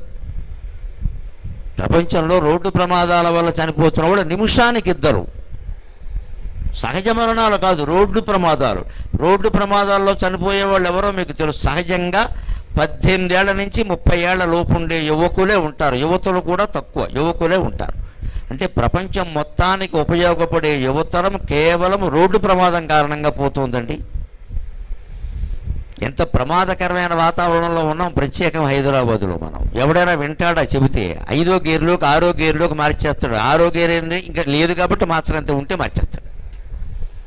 ఇక టాప్ గేర్ ఏది ఉంటే అది పెట్టాడు. పొరపాటున ఎవరైనా అమ్మాయి వీడికి ఎదురైందా బండే లేపేస్తాడు పైకి. ఇక గేర్ లేదుగా బండి లేపేయంతే. ఇంత చేసి ఆ అమ్మాయి వీడిని చూసి నవ్వకపోగా ఎడుపు మొహం వేసుకుపోతుంది. అది ఇప్పుడు ప్రయత్నం అంతా విఫలమైంది, ప్రాణాలు పోయాయి. ఈ పిచ్చి ఆలోచన ఎంత ప్రమాదం తెచ్చిపెడుతుందో, తల్లిదండ్రులకు ఎంత గర్భశోకం. వీడిని నమ్మి పంపిస్తారే, తిరిగి వస్తాడో రాడో తిరిగి ఇక్కడ. అంచేత కుండలు పగిలిపోవడం అంటే ఇది శరీరం అనేటువంటి బుడగ పేలిపోవడానికి పెద్ద సమయం ఏమి అక్కర్లేదు, దాని కొన్ని కారణాలు కూడా అక్కర్లా. ఈ శరీరాలనే కుండల్ని కొన్ని కోట్ల శరీరాలు, 84 లక్షల జీవరాశులు, ఒక్కొక్క జీవరాశిలో మళ్ళీ కొన్ని కోట్ల ప్రాణులు. జీవరాశి అంటే మనిషి ఒక రాశి, పాము ఒక రాశి, ఏనుగు ఒక రాశి, అలాంటి రాశులు 84 లక్షలు ఉన్నాయి. మన పురాణాలు ఎంత గొప్పవి అంటే కొన్ని వేల ఏళ్ల క్రితం 84 లక్షల జీవరాశులు అని నిర్ణయిస్తే, ఇటీవల నాసా కేంద్రం వారు అందరూ జరిపిన పరిశోధనలన్నీ ఆ సంఖ్యని ఖాయం చేసే ఖచ్చితంగా 84 లక్షలే జీవరాశులు ఉన్నాయని. హిందూ పురాణాల అభిప్రాయం అంత గొప్పది. వాళ్ళు కొన్ని వేల ఏళ్ల క్రితం చెప్పారు, తపోమయమైన దృష్టితో. కొన్ని జాతులు నశిస్తే మళ్ళీ కొత్త జాతులు పుడుతూ ఉంటాయి. మొత్తం మీద 84 లక్షలు అనేది లెక్క. ఎందుకంటే ఖగోళంలో నక్షత్రాల సంఖ్యకి, సంవత్సరాల సంఖ్యకి, వీటికి మధ్యలో అనుబంధం ఉంది. అన్ని జీవరాశులే పుడతాయి, లేని జీవరాశి పుట్టదు. ప్రతి జీవరాశి శ్రీ మహావిష్ణువు నుంచి పుట్టవలసింది. అందులో శ్రీ మహావిష్ణువు అనగానే మనకేదో ఒక పౌరాణికంగా ఒక విగ్రహాన్ని చూపిస్తారు. సైంటిస్టులు కనిపెట్టినటువంటి బ్లాక్ హోలే మహావిష్ణువు. మిల్కీ వే, పాలపుంత అంటే పాల సముద్రం, అందులో మొత్తం బ్లాక్ హోల్ అంటే అదే మహావిష్ణువు. అందుకే ఆయన నల్లగా ఉంటాడని చెప్పారు. మొత్తం గ్రహాలు, నక్షత్రాలన్నీ ఆ బ్లాక్ హోల్లోకి వెళ్ళిపోతున్నాయి. ఏమవుతున్నాయో తెలియదు, మరి ఇంకో వైపు నుంచి బయటకు వస్తున్నాయని చెప్పారు శాస్త్రజ్ఞులు ఇటీవల. బ్లాక్ హోల్ మీద పరిశోధన చేసిన స్టీఫెన్ హాకింగ్ సహా అందరూ చెప్పినటువంటి మాట ఇది. అందులోకి వెళ్ళిపోతున్నాయి కొన్ని కోట్ల నక్షత్రాలు, గ్రహాలు, మండలాలు వెళ్ళిపోతున్నాయి. అవి ఏమవుతున్నాయో తెలియదు, మళ్ళీ ఇంకో వైపు నుంచి బయటకు వస్తున్నాయి. బయటకు వచ్చే వైపు నుంచి లోపలికి వెళ్ళడానికి లేదు, లోపలికి వెళ్ళే వైపు నుంచి బయటికి రావడానికి లేదు, ఓన్లీ వన్ వే. అలాగే ఉంది బ్లాక్ హోల్ అని చెబుతున్నారు. మొత్తం బ్రహ్మాండంలో ఉన్న బ్లాక్ హోల్స్ మీద పరిశోధన చేస్తే సరిగ్గా మనకు విష్ణువు గురించిన పద్యం ఎలా ఉందండి? ఎవని చే జనించు జగము, ఎవని లోపల నుండు లీనమై, ఎవని ఎందుడిందు పరమేశ్వరుడెవ్వడు, మూల కారణం వెవ్వడు, అనాది మధ్యలయుడెవ్వడు, సర్వము తానయైన వాడెవ్వడు, వానిన ఆత్మభవుని ఈశ్వరుని శరణంబు వేడెదన్ అని కొన్ని వేల ఏళ్ల క్రితం వ్యాస మహర్షి భాగవతంలో ఏం చెప్పాడో, పోతన గారు తెలుగు భాగవతంలో ఏం చెప్పాడో దాన్నే శాస్త్రజ్ఞులు బ్లాక్ హోల్ రూపంలో నిర్ధారణ చేశారు. హిందూ ధర్మం యొక్క గొప్పదనమే అది. మన పురాణాల్లో, మన శాస్త్రాల్లో, మన కావ్యాల్లో ఏం చెప్పారో దాన్నే నిర్ధారణ చేస్తున్నారు. అందుకని ఈ శాస్త్రజ్ఞులు ఎప్పుడో అందరూ కలిసి రకరకాల పరిశోధనలు చేసి విషయాలు తేల్చే వరకు మనం గ్రంథాలు కనుక చదవకుండా ఉంటే మాయలో పడిపోతాం, మోసపోతాం. అందుకని పురాణ పఠనం అందరూ యువకులు ముఖ్యంగా చెయ్యాలి. ఒక నియమం పెట్టుకుని శనాదివారాల్లో 1 గంట పురాణ కాలక్షేపం అన్నట్టుగా చెయ్యాలి. అలా చేస్తే అనేక విషయాలు తెలుస్తాయి. తర్వాత వీళ్ళెవరో కనిపెట్టిన తర్వాత అయ్యో మనవాళ్ళు ఈ విషయాన్ని కొన్ని వేల ఏళ్ల క్రితం చెప్పారు అంటే ఆ తపోమయమైన దృష్టి ఎటువంటిదో మనకు తెలుస్తుంది. అంత తపస్సు మనం చేయలేకపోయినా కనీసం మౌనంగా నోరు మూసుకుని ఉండి జపమైనా చేస్తాం కాసేపు, 1 అరగంట. దానివల్ల మనస్సు ఏకాగ్రంగా ఉండడం తెలుస్తుంది. అందుకని బ్రహ్మదేవుడు చేసేది కుమ్మరవాడు చేసే పని కంటే ఏ రకంగా గొప్పదేం కాదు. ఆయన ఆ లంపటంలో పడ్డాడా లేదా సరస్వతీదేవితో సహా నిరంతరం సృష్టి కార్యక్రమాలు చేస్తూ, అలాగే విష్ణుర్యేన దశ అవతారగహనే క్షిప్తో మహాసంకటే. పోనీ విష్ణుమూర్తి ఏమైనా సుఖంగా ఉన్నాడా? ఈ లోకాన్ని కాపాడడం కోసం స్థితి అనే బాధ్యత వహించినందుకు మత్స్యావతారం ఎత్తాడు, చేపగా పుట్టాడు, ఆయన కర్మ కాలింది. అది ఏదో కొద్దిసేపు ఎత్తిన అవతారం పోన్లే అనుకోవచ్చు. తర్వాత కూర్మావతారం ఎత్తాడు, మందర పర్వతం పైకి లేపి మథనం చేస్తుంటే కింద కూర్మంగా ఉండాల్సి వచ్చింది. అక్కడ దానికి ఆయన చాలా యాతన పడ్డాడు. తర్వాత వరాహ అవతారం ఎత్తాడు, భూమిని చీల్చుకుంటూ ముందుకెళ్ళాడు హిరణ్యాక్షుడిని సంహరించడానికి. పంది రూపం కూడా ఎత్తాల్సి వచ్చింది. ఇంకా దాంతో సరిపోలేదు ఆయన వేషాలు. సగం మనిషి సగం సింహం ఆకారం కూడా ఎత్తాడు ప్రహ్లాదుడిని కాపాడడానికి. ఆ పైన వామనుడుగా పొట్టి మానవుడిగా జన్మించాడు. ఆ పైన పరశురాముడిగా జన్మించి విపరీతమైన క్రోధంతో సంహారం చేయాల్సి వచ్చింది. ఆ పరశురాముడు అందరినీ చంపేసిన ఘట్టం ఈ క్రోధినామ సంవత్సరంలో జరిగి ఉంటుంది. అందుకే దీనికి క్రోధి అని పేరెట్టారు, అంతకంటే అటువంటిది ఏదో విపరీత ఘట్టం కూడా జరిగి ఉంటుంది. తర్వాత రామావతారంలో పరిపూర్ణ మానవుడిగా జన్మించాడు, కానీ అన్ని కష్టాలే పడ్డాడు మనకి తెలుసు. పాతికేళ్ళు ఆయనకి రాజ్యాధికారం వచ్చే వరకు ఉండగానే అక్కడి నుంచి వనవాసం వచ్చింది. అక్కడి నుంచి రావణాసురుడు సీతను ఎత్తుకుపోయాడు. 14 ఏళ్ళు అక్కడ కరదూషణాదులతో యుద్ధం, శూర్పణఖతో గొడవ, అన్ని యాతనలు పడ్డారు. చివరికి మళ్ళీ అయోధ్యకు వచ్చిన తర్వాత కూడా వాళ్ళ ప్రాణాలు సుఖంగా ఉండనివ్వలేదు ప్రజలు. రామాయణం చదివిన వాళ్ళందరికీ అర్థమైంది. ఇన్ని కష్టాలు ఆయన పడ్డాడు విష్ణుమూర్తి రాముడి రూపంలో. కృష్ణుడు ఇందాకే చెప్పుకున్నాం మనం, సొంత మేనమామే బోళ్ళు యాతనలు పెట్టాడు. పోనీ తర్వాత ఏమైనా సుఖంగా ఉన్నాడా? ఒకరు కాదు, ఇద్దరు కాదు, 8 మంది అధికారిక భార్యలైతే అనధికారికంగా 16,000 మంది ఉన్నారు. ఎంత ఏడిపించుకుతున్నారో అందరూ అర్థం చేసుకోవచ్చు. ఇందులో అందరూ ఆయన్ని కావాలని చేసుకున్న వాళ్ళే, కానీ ఆయన ప్రేమించిన వాళ్ళు ఒక్కళ్ళు లేరు ఇందులో. ఆయన ఎవరిని ఇష్టపడి ప్రత్యేకించి చేసుకోవాలి, అందరూ ఆయన వెనకాలే పడ్డారు మొత్తం అంతా. వీళ్ళందరి సంసారాలు, వీళ్ళందరి గ్యాస్ కార్డులు, ఆధార్ కార్డులు, పాన్ కార్డులు, ఈ 2 జత చేయడాలు, ఈ ఇంటెత్తి కట్టుకోవడాలు, ఇవన్నీ కృష్ణ పరమాత్మ పడ్డాడంటే ఒక్క సంసారం కలిగిన వాళ్ళం మనం ఎంత అదృష్టవంతులు. నిజంగానే ఏ కష్టాలు లేవు కదా. ఇందులో ఉండే కష్టాల గొడవే ఉందండి. అసలు ఆయన పడిన కష్టాలు మనం ఏం పడ్డాం? పైగా అన్నిటికంటే దారుణం, కృష్ణ పరమాత్మ జీవితంలో చెయ్యని నేరానికి శిక్ష అనుభవించాడండి. కౌరవ పాండవుల యుద్ధానికి ఏ రకంగా చూసినా కృష్ణుడు కారణం కాదు. వాళ్ళు కొట్టుకు చచ్చారు, కానీ ఆయన ఎక్కడా కొట్టుకోమని చెప్పలేదు. పైగా జరగదని తెలుసుండి కూడా రాయబారానికి వెళ్ళాడు. అక్కడ విదురుడు గ్రహించి చెప్పాడు, పరమాత్మ నిన్ను బంధించే ప్రయత్నం చేస్తున్నారు ఇక్కడ. నిన్న రాత్రే విన్నాను నేను వార్త. దుర్యోధనుడు నిండు సభలో నిన్ను బంధించే ప్రయత్నం చేస్తున్నాడు. దయచేసి వాళ్ళ దగ్గరికి వెళ్ళకోని విదురుని విందు పెట్టా కాళ్ళ మీద పడ్డాడు. పెడితే అన్నాడు ఆయన, జరగని ఆ నేరం కూడా వాళ్ళ మీదకు వస్తుంది కదా, నన్ను బంధించడం వాళ్ళ వల్ల అవుతుందా? కానీ వాళ్ళ ప్రయత్నం చేస్తే పేపర్లో వస్తుందిగా, మీడియా వాళ్ళు రాస్తారు కదా. అదే కృష్ణుని యొక్క వ్యూహం అంటే, మీడియా వాళ్ళు రాస్తారు కదా, తెలుస్తుంది కదా దుర్యోధనుడు ఎలాంటి వాడో జనానికి. అంచేది నేను వెళ్ళకపోతే వాడు మంచివాడు అనుకుంటారు, వెళితేనే కదా వాడి చెడ్డదనం బయటపడేది. నన్ను వాడేం చేస్తాడయ్యా, నువ్వు కంగారు పడకు అన్నాడు. అక్కడ విశ్వరూపాన్ని చూపించాడు, బయటపడ్డాడు ఆయన కాబట్టి. మరి అదే మామూలు మానవుడు అయితే ఏమయ్యేదండి? అంచేది కృష్ణావతారంలో కూడా అన్నీ పడినవి కష్టాలే, బుద్ధావతారంలోనూ అంతే. రేపు వచ్చే కలికి అవతారమైనా సామాన్యమైంది ఏం కాదు. విష్ణుమూర్తికి ఈ స్థితి దేనికి వచ్చింది అంటే, స్థితి అనే కర్మ చేయడానికి ఒప్పుకోవడం వల్ల. ఆ ఆజ్ఞ ఇచ్చింది ఎవరంటే అఖిలాండ కోటి బ్రహ్మాండ నాయిక లలితా పరా భట్టారిక, అమ్మవారి యొక్క సృష్టి ఇదంతా. విష్ణుమూర్తిని పిలిచి నువ్వు ఇది చూసుకోవయ్యా అని చెప్పింది. బ్రహ్మదేవుణ్ణి పిలిచి అది చూసుకోవయ్యా అంది. రుద్రుణ్ణి పిలిచి నువ్వు సంహారం సంగతి చూసుకోవయ్యా అంది. సృష్టికర్త్రి బ్రహ్మరూప, గోప్త్రి గోవింద రూపిణి, సంహారణి రుద్రరూప అన్నారు లలితా సహస్రంలో. అంతే విష్ణుమూర్తి కూడా దశావతారాలు ఎత్తాల్సిన కర్మ ఎందుకు వచ్చిందంటే, కర్మ ఏం చేయమంటావు అన్నాడు. ఆయన ఈ సృష్టిని రక్షించడం అనే ఒక బాధ్యత తీసుకున్నాడు కాబట్టి అవతారాలు ఎత్తక తప్పలేదండి. ఇవాళ కుటుంబాన్ని పోషించాలంటే, 2 పిల్లల్ని పోషించడానికి తల్లి తండ్రి ఎన్ని అవతారాలు ఎత్తుతున్నారండి. ముందు 2 ఉద్యోగాలు చేస్తే కానీ నడవట్లేదు అసలు హైదరాబాదులో. ఒక ఉద్యోగంతో నడిచే పరిస్థితి లేదండి. వేళ వేడినీళ్ళకి చన్నీళ్ళు, 2కి కలిపి కన్నీళ్ళును మొత్తం. ఇక్కడ 2 ఉద్యోగాలు చేస్తే ఇంకా నడుస్తుందా అంటే ఏమో చెప్పలేము. ట్యూషన్ ఫీజులు అలా ఉన్నాయి. రేపు జూన్ నెలలో బళ్ళు ప్రారంభిస్తే తెలుస్తుంది అందరికీ కూడాను. 2 ఉద్యోగాలు చేసినా సరిపోట్లా. ఇంకా వీళ్ళకి చదువులై వీళ్ళకి పెళ్ళిళ్ళు అయ్యేసరికి మొత్తం వీళ్ళకి వృద్ధాశ్రమంగా తవ్వుతోంది చివరికి వచ్చేసరికి. ఏమంటారు దీన్ని? ఒక్క సంసారాన్ని పోషించడానికి మనం ఇన్ని అవతారాలు ఎత్తుతున్నామే. ప్రభుత్వ ఉద్యోగం ఉన్నవాడు కూడా మళ్ళీ ప్రైవేటు వ్యాపారం ఏదో చేస్తున్నాడు. సాయంత్రం LIC బిజినెస్ అంటాడు, ఏదో ఒకటి అంటాడు, చిట్ ఫండ్ కంపెనీ అంటాడు, లేకపోతే నడవదని డబ్బులు కావాలంటాడు. ఒక కుటుంబాన్ని పోషించడానికి ఒక్క మనిషి ఇన్ని అవతారాలు ఎత్తుతూ ఉంటే 14 లోకాల్లో ఉండే కుటుంబాలన్నీ పోషించడానికి భగవంతుడు ఎన్ని అవతారాలు ఎత్తాలి? అంటే దానికి కష్టాలు పడ్డాడు కానీ సుఖపడ్డాడు అనుకోవడం పొరపాటు. ఇక 3వది రుద్రుడు, సాక్షాత్ అమ్మవారికి పతి. మనం అన్నం తింటూ ఉంటే ఏ శ్లోకం చదువుతాం? అన్నపూర్ణే మఖాపూర్ణే శంకర ప్రాణవల్లభే జ్ఞాన వైరాగ్య సిద్ధ్యర్థం భిక్షాం దేహి కృపామయి అని అమ్మవారిని ప్రార్థిస్తాం. శివుడు కూడా రోజు అమ్మవారి దగ్గర భిక్షాటం చేసుకోవలసిందే, లేకపోతే ఆవిడ కూడా అన్నం పెట్టదు. ఉత్తమ భార్య ఎవరంటే ఆవిడేం చెప్పాలి, చెయ్యి చాపితే కానీ ఆవిడ కూడా అన్నం పెట్టదు. ఇది అంతేకాదు, శివుడు బ్రహ్మదేవుడి యొక్క కపాలాన్ని హరించడం వల్ల బ్రహ్మహత్య చేశాడు అనేటువంటి నింద రావడం వల్ల 7 సంవత్సరాల పాటు కేదారనాథ్ ప్రాంతంలో భిక్షాటం చేసుకున్నాడండి. 7 సంవత్సరాలు శివుడు కూడా. ఆ భిక్షాటన ఎంతవరకు చేసుకోవాలి అంటే నిబంధన చెప్పారు. ఎక్కడికి వెళ్ళిన తర్వాత ఈ భిక్షాపాత్ర కింద పడి పగిలిపోతుందో అక్కడ ఆపేయమన్నారు.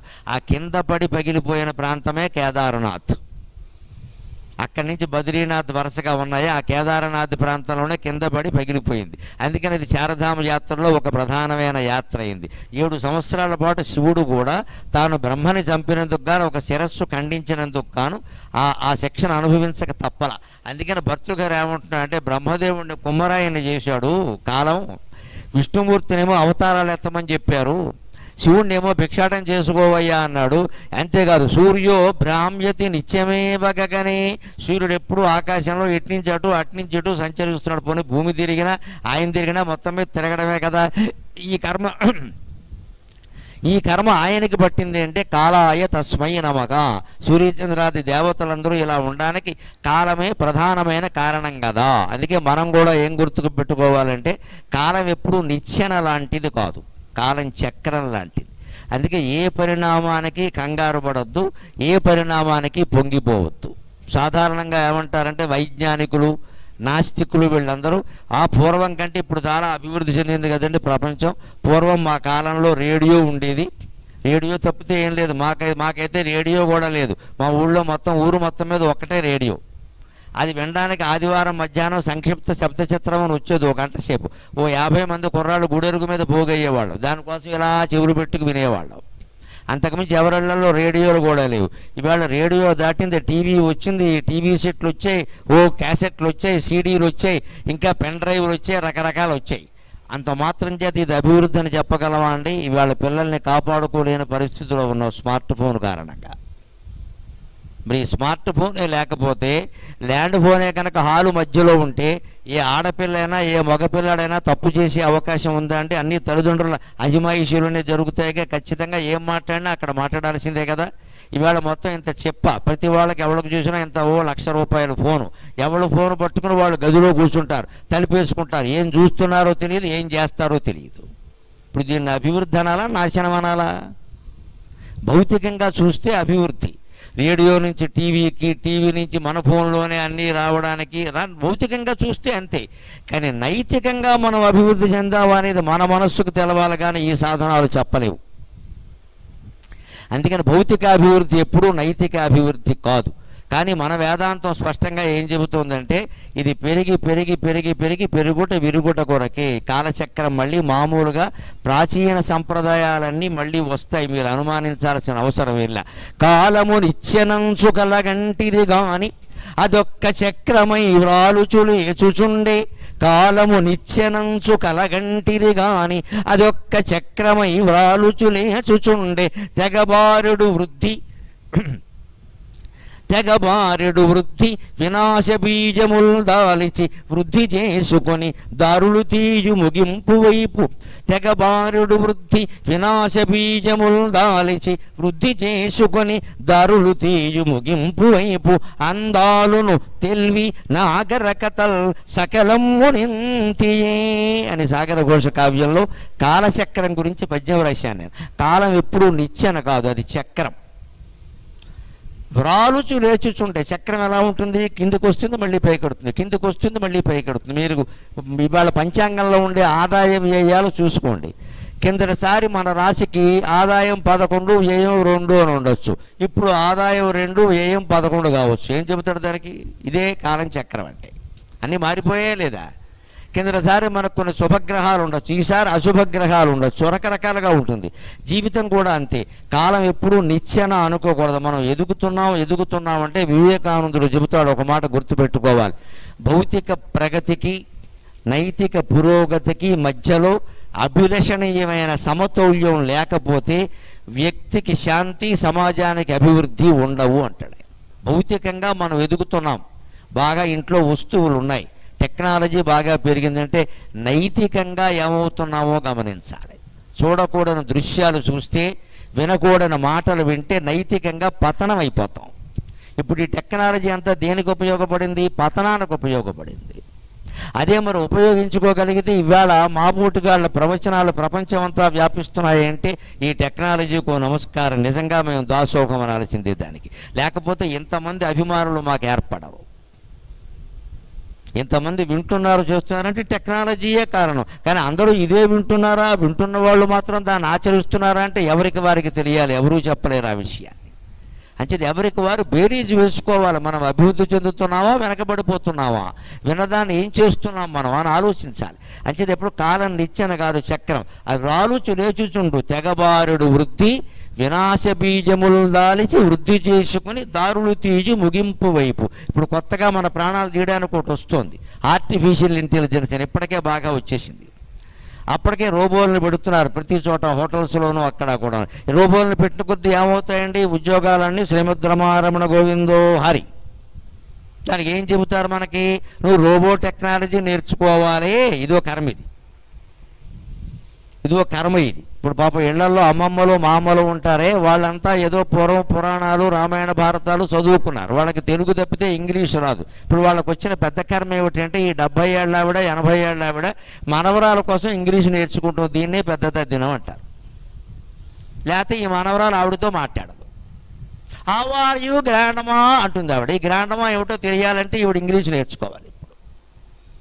లేకపోతే మామ మాట్లాడటం లేదు. మామ కోసం తెలుగు మనవరాలకి నేర్పాలా, మనవరాల కోసం ఇంగ్లీషు మామగారికి నేర్పాలా? దయచేసి ఆలోచించండి అమ్మా. తల్లిదండ్రులే బాధ్యత తీసుకోవాలి. చచ్చినట్టు పిల్లని తెలుగు నేర్చుకోమని చెప్పాలి, తల్లిదండ్రులకు ఇంగ్లీషు నేర్చుకోమని చెప్పకూడదు. చెబుతున్నది అదే. ఇంట్లో కూడా ఇంగ్లీషే, వంటింట్లో కూడా ఇంగ్లీషే, ప్రతి చోట ఇంగ్లీషే. ఇంక తెలుగు ఏమైపోవాలి? పెద్దవాళ్ళ కోసం పిల్లల్ని మారమని చెప్పాలి. ఇంట్లో పెద్దవాళ్ళు ఇద్దరు ఉన్నప్పుడు టీవీ చూస్తూ ఉంటే ముందు అవకాశం వాళ్ళకి ఇవ్వాలి. మా పిల్లలకు కూడా అలవాటు చేయాలి. మామగారు చూస్తారా, మీరు అక్కడికి వెళ్ళకండి అని చెప్పాలి. అప్పుడు వీళ్ళకి పెద్దవాళ్ళని గౌరవించడం అలవాటు అవుతుంది. దాని ద్వారా వచ్చే మార్పు ఏమిటంటే ఈ తల్లిదండ్రులకే ప్రయోజనం. మా అమ్మగారిని గౌరవించిన వాడు మా అమ్మని గౌరవించడా? ఖచ్చితంగా. మా అమ్మగారిని గౌరవించమని అమ్మ చెబితే గౌరవించమని చెప్పిన అమ్మను కూడా గౌరవిస్తాడు. అంటే ఇంట్లో అత్తమామలున్నా తల్లిదండ్రులున్నా ముందు వాళ్ళని గౌరవించడం అనేది పిల్లలకి నేర్పాలి, ఖచ్చితంగా నేర్పాలి. పిల్లాడు కానీ అన్నం తినడానికి వస్తుంటే మామగారు తిన్నారేమో కనుక్కున్నావా, తాతగారు తిన్నారేమో తెలిసినా సరే ఓసారి వెళ్ళమని చెప్పాలి. అక్కడికి వెళ్ళి తాతయ్య తిన్నావా అంటే, నా బంగారు కొండ, నా మనవడికి నేనంటే ఎంత ప్రేమో. పైగా దానివల్ల ప్రయోజనం ఏమిటంటే కొడుకు కూడా ఇవ్వడం ఇష్టం లేకుండా అట్టి పెట్టిన 2 ఎకరాలు వీడికి ఇచ్చేస్తాడు ఈ మనవడికి. కొడుకు మీద ఏదో కోపం ఉండొచ్చు, ఇవ్వకపోవచ్చు, నేను వాడికి ఎవరు తగలబెట్టాడని. ఈ మనవడు వచ్చి కాస్త తాత అన్నం తిన్నావా అని అడిగానే, మనవడే అయినా కానీ అని చెప్పి మనవడికి ఇచ్చేస్తాడు. దాని ప్రయోజనం కూడా ఉంటుందండి. ఈ పెద్ద తరాన్ని గౌరవించడం అనేది చిన్నవాళ్ళకి మనమే మధ్యలో ఉన్న తల్లిదండ్రుల్లో నేర్పాలి ఖచ్చితంగా. దానివల్ల మనకి ప్రయోజనమే. రేపొద్దున మననే అలాగే గౌరవిస్తున్నవాడు, తాతనే మామని గౌరవించినవాడు తల్లిని తండ్రిని గౌరవించరా? అది వేరే చెప్పాలా ప్రత్యేకంగా. అంటే అది గౌరవం జరగాలి అంటే ఎలా ఉండాలి? ఈ బారెడు వృద్ధి ఆర్టిఫిషియల్ ఇంటెలిజెన్స్ వచ్చి రేపు చేసేది ఏమిటి అంటే, నా బొమ్మ ఈవేళ నేను మాట్లాడుతున్నాను కూర్చొని ఇక్కడ, నేను మాట్లాడవలసిన అవసరం లేకుండా వాళ్ళు ఏదో రాసేసి మొత్తం నేనే కూర్చొని మాట్లాడుతున్నట్టుగా మీకు వినిపించగలరు. ఇక నన్ను ఎవడు పిలుస్తాడు ఇక్కడ? నమశివాయ. పైగా నేను మాట్లాడిన దాన్ని మొత్తం అన్ని భాషల్లోకి మార్చేయగలరు నా అనుమతి లేకుండా. నమశివాయ వెళ్ళిపోయింది మొత్తం, ఇక్కడ కాపీ రైట్ లేకుండా పోయింది. అంతేకాదు, ఇంతవరకు పర్వాలా ఏదో సహిస్తాం, నేను మాట్లాడిన మాటలు కూడా మాట్లాడినట్టుగా సృష్టించగలరు. పెద్ద గొడవలు అయిపోతాయి. ఇప్పుడు అవన్నీ ఎవడు నిర్వహించుకుని వస్తాడు కనుక. అంచేది ఈ వృద్ధి అన్నది నాశనానికి కారణం అవుతుంది. అందుకని ఎప్పుడు జీవితంలో కూడా గుర్తుపెట్టుకోవాల్సింది ఏంటంటే, ఈ ఆర్టిఫిషియల్ ఇంటెలిజెన్స్ లాంటివన్నీ కూడా వినాశనానికి దారి తీస్తాయి, అనుమానం ఇలా. ఇప్పటి నుంచే తల్లిదండ్రులు జాగ్రత్తగా ఉండి ఆ పిల్లలు ఏం చదువుతున్నారో ఏం చేస్తున్నారో పరిశీలించవలసింది. నాకు తెలిసిన జాగ్రత్త ఒకటి ఉంది. తల్లి తండ్రి వాళ్ళ వస్తువులు కొన్ని పిల్లల గదుల్లో పెట్టుకోవాలి.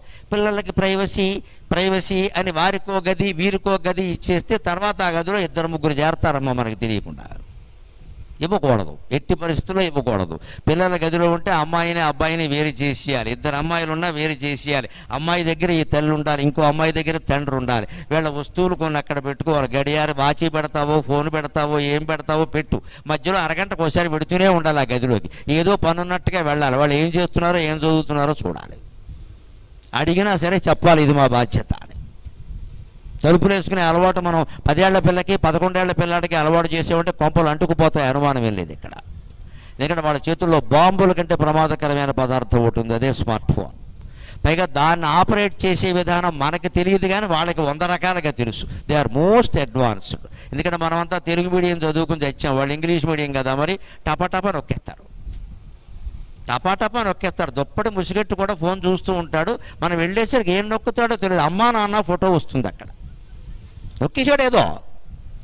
అదేమిట్రా అంటే మిమ్మల్ని ఆరాధిస్తున్నాను, దుప్పటి మూసి ఆరాధించాలా అర్ధరాత్రి కూడా, ఏదో నొక్కేశాడు. మనం వెళ్ళగానే గర్ల్ ఫ్రెండ్కి మెసేజ్ వెళ్ళిపోతుంది అక్కడ, మా అమ్మ వచ్చింది వెరిమోహం అంటాడు. మీ అమ్మ వెరిమోహం అయింది ఇక్కడ. పాతకాలపు మనిషి అయినందుకు అమ్మ వెరిమోహం అయింది ఇక్కడ. వీళ్ళ కోసం టెక్నాలజీ పరిగెట్టి నేర్చుకుంటామంటే ఇక్కడ. అంచేది జాగ్రత్త అంటే జాగ్రత్తే, దానికోసం వాళ్ళని బాధ పెట్టక్కర్లేదు. తరచు పర్యవేక్షణ అనేది ఉంటే జాగ్రత్త ఉంటుందండి, ఇబ్బందే లేదు అక్కడ. ఆ రకమైన జాగ్రత్త తీసుకుంటే ఆర్టిఫిషియల్ ఇంటెలిజెన్స్ కాదా ఇంకేది వచ్చినా మనకి సహకరిస్తుంది తప్పితే వ్యతిరేకం కాలేదు. ఖచ్చితంగా మన నిఘా ఉండాలి. తల్లిదండ్రులు పెద్దలు, ఆ పిల్లలు అలవాటు పడ్డారు, రేపు వాళ్ళు తల్లిదండ్రులు అవుతారు కదా, వాళ్ళు చూసుకుంటారు. నేటి బాలలే రేపటి పౌరులు. అందుకని వీళ్ళు తల్లిదండ్రులు అవుతారు, వాళ్ళు చూసుకుంటారు ఖచ్చితంగా. ఓ మా అమ్మ నాన్న ఇలా పెంచారు మమ్మల్ని, వాళ్ళు అప్పుడు ఎలా తింటే ఏదో అనుకున్నాం కానీ అదే పద్ధతి అని మాకు అర్థమైంది అని వాళ్ళు మొదటి నుంచి అలవాటు చేసుకుంటారు. బాగానే ఉంటుంది కదా. అంచేత తెగబారెడు వృద్ధి వినాశ బీజములు దాలిచి వృద్ధి చేసుకొని దారులు తీసి ముగింపు పిదా పెరిగి పెరిగి పెరిగి పెరిగి చివరికి ముగింపుకి దారి తీస్తుంది. ఇందుకే ఒక్కటి గుర్తుపెట్టుకోవాలి, అందాలును తెలివి నాగరికతల్ సకలము నింతియే. అందం కానీ తెలివి కానీ నాగరికత కానీ అన్నీ పెరిగి పెరిగి పెరిగి చివరికి విరుగుతాయి ఖచ్చితంగా. అంచేతనే అందం పట్ల కూడా మనం ఎంత జాగ్రత్త అంత జాగ్రత్తగా ఉండాలి. శరీరానికి ఆరోగ్యం అవసరం, శుభ్రత అవసరం, అందం అవసరం లేదండి. అందం గురించి వేళ ఖర్చు పెడుతున్నంత సొమ్ము మరి దేనికి ఖర్చు పెట్టట్లేదు. ఆడాళ్ళు అందం కోసం ఖర్చు పెట్టడం పూర్వం నుంచి ఉంది అంతో ఎంతో. ఈ మధ్య మొగాళ్ళు కూడా మొదలెట్టారు బాగాను. ఆడాళ్ళ కంటే ఎక్కువైపోయింది మొగాళ్ళ పరిస్థితి. ఇంకా కనుబొమ్మలు దిద్దేస్తాడు, మీసాలు దిద్దేస్తాడు, జుట్టుకు రంగేసేస్తాడు, ఎందుకో తెలియదు. ఈయనకి అన్నీ అయిపోయినాయని అందరికీ తెలుస్తూనే ఉంది అక్కడ. ఇంక ఎవరు నా కట్టుకోవాలి, ఇదంతా అనవసరపు ఖర్చు తప్ప. బ్యూటీ క్లినిక్ అనేది మన సంసారంలో ఒక ముఖ్యమైన బడ్జెట్ అయిపోయింది. అది ఒక ముఖ్యమైన బడ్జెట్. నెల తిరిగేసరికి 7-8 ఒక బడ్జెట్. ఇందులో మళ్ళీ 3,000 ప్యాకేజీ, 2,000 లీకేజీ చాలా ఉంటాయి ఇందులో. మళ్ళీ మళ్ళీ అక్కడికే వెళ్ళేలాగా. ఈ అందం ఎప్పటికీ ఉండేది. మనం ఎన్ని పూసినా ఎన్ని రాసినా 40 ఏళ్ళు దాటిన తర్వాత అన్నీ జారిపోతూనే ఉంటాయి. శివుడికి జరిగే అభిషేకం చూస్తే తెలుస్తుంది. శివాలయాల్లో అభిషేకం అందుకే చేస్తారు. శివలింగం ఇలా బోడి లింగం ఆకారంలో ఉంటుంది. మీరు నీళ్లు పోయింటి జారిపోతాయి, పాలు పోయింటి జారిపోతాయి, పళ్ళరసం పోయింటి జారిపోతుంది, తేనె పోయింటి జారిపోతుంది, అమృతం పోయింటి జారిపోతుంది. ఎందుకంటే నీకు జీవితంలో వచ్చిన ప్రతిదీ జారిపోతుందని శివుడు చెబుతున్నాడు మనకు. అంతే. అభిషేకం చేస్తే ఫలితం ఏమిటంటే ఇదే ఫలితం, ఈ జ్ఞానం ఫలితం, ఎంతకంటే ఏం లేదు ఇక్కడ. పిల్లలు పుట్టడం, ఉద్యోగాలు రావడం ఫలితంగా ఈ జ్ఞానం పొందు. శివలింగం మీద అభిషేకం చేస్తుంటే అన్నీ జారిపోతున్నాయా లేదా? మన శరీరం అంతేనండి, జారిపోతాయి. యవ్వనం వచ్చింది జారిపోతుంది, జుట్టు వచ్చింది జారిపోతుంది ఖచ్చితంగా. ఒకప్పుడు వచ్చింది రాలిపోతుంది, పుట్టినప్పుడు ఎంత ఉందా మధ్యలో పోతుంది, మళ్ళీ తర్వాత పోతుంది. ఎముకల్లో బలం పెరిగింది జారిపోయింది, కండరాలు పెరిగాయి జారిపోయాయి, మాంసకండరాలు పెరిగాయి జారిపోయాయి, శరీరం నెగనెగలాడింది జారిపోయింది. ఇదే శివుడు అభిషేకంలో ఉండే పరమార్థం. ఇప్పుడు అభిషేకం ఎందుకు చేయాలో అర్థం చేసుకోండి. ఫలితాల కోసం కాదు, జ్ఞానం కోసం. అన్నీ జారిపోతాయి. అదే విగ్రహానికి అభిషేకం చేయక్కర్లేదు, ఎందుకంటే విగ్రహాల్లో అన్నీ జారవు. ఈ విగ్రహాన్ని ఇలా వంకర టెంకరగా ఉంటుంది మూలాన్ని అవయవాలన్నీ ఉంటాయి. ఎక్కడో అక్కడ కొన్ని నీళ్లు కొన్ని పాలు ఉండిపోతాయి, మళ్ళీ తుడవలేక ఇబ్బంది పడాలి. అందుకే శివలింగానికి అభిషేకం. అన్నీ జారిపోతాయి. పువ్వులు పెట్టినా కూడా జారిపోతాయి శివలింగం మీద. పువ్వులు పెట్టినా నిలబడవండి, బోడిగుండు మీద ఏం నిలబడితే పోతాయి. అంటే నువ్వు చేసుకునే సమస్త అలంకారాలు, నువ్వు సంపాదించిన సంపదలు, నీ యవ్వనం, నీ భోగాలు అన్నీ జారిపోతాయి. వాటిని అట్టి పెట్టుకునే ప్రయత్నం చేయకు మానవా, జారిపోతాయి అనే విషయం గ్రహించి ప్రశాంతంగా ఉంటావు. అందాలును తెలివి నాగరికతల్ సకలము నింతియే. ఈ రకంగా మొత్తం అన్నీ జారిపోతాయి అని గ్రహించడమే లెక్క. అప్పుడు మనుషులు ప్రశాంతంగా కాలం కోసం ఎదురు చూస్తూ ఉంటారు. ఏ రకంగా ఎదురు చూస్తారో చూద్దాం. ఇవాళ ముఖ్యంగా మనం నేర్చుకోవలసింది, ఏదైనా సరే సావకాశంగా రావాలి, కాలానుగుణంగా. తొందరగా రావాలని అనుకోకూడదు. చాలా మందిలో ఇవాళ నిరాశలు నిస్పృహలు ఎందుకు జరుగుతున్నాయి, ఆత్మహత్యలు ఎందుకు చేసుకుంటున్నారు యువతరం అంటే తక్షణం రావాలి, తక్షణం రావాలి, ఇమీడియట్ రిజల్ట్, ఇమీడియట్ రిజల్ట్. ఈ ఇమీడియట్ రిజల్ట్, తక్షణం ఫలితం అనే దాని నుంచి యువతరాన్ని వేరు చేయాల్సిన బాధ్యత పెద్దల మీదే ఉంది.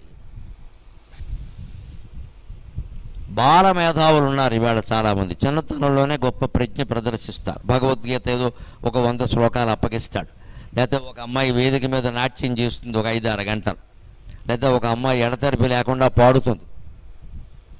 ఇంకా రకరకాల ప్రసంగాలు చేసేవాళ్ళు, రకరకాల జ్ఞాపక శక్తి బాగా ఉన్నవాళ్ళు, అన్ని దేశాల పేర్లు, జెండాల పేర్లు అన్నీ చెప్పేసేవాళ్ళు ఉన్నారు.